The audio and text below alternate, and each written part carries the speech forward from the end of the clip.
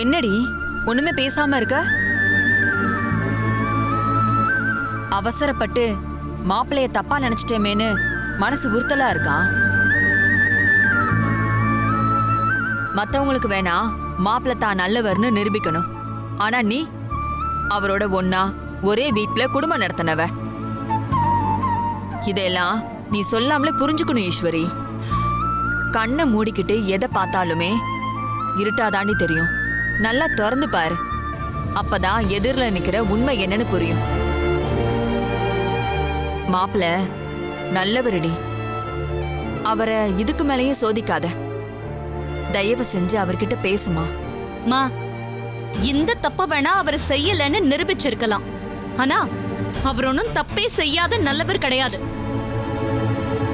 அந்த ரம்யாவை காதலிச்சு என்கிட்ட மறைச்சது, எனக்கு தெரியாம அவ கூட பேசி பழகுனது, அவளுக்காக என்ன கை நீட்டி அடிச்சதுன்னு இப்படி அவர் எவ்வளவோ தப்பு செஞ்சிருக்காரு. அந்த தப்பையெல்லாம் மறந்துட்டு அவரை ஏத்துக்கிறதுக்கு நான் ஒன்னும் முட்டாள் கிடையாது. அத முதல்ல நீ புரிஞ்சுக்கோ. என்ன சொன்ன? கண்ணை திறந்து பார்த்தாதான் எதிரில என்ன இருக்குன்னு தெரியுமா? என் கண்ணுக்கு முன்னாடி நடந்தது பச்சை துரோகம். அந்த துரோகத்தை மறந்துட்டு ஒரு நாளும் என் வாழ்க்கையில அவரை நான் திரும்ப ஏத்துக்க மாட்டேன். மத்தியானம் எல்லாரும் சாப்பிடணும்ல, போய் அதை என்னன்னு பாரு.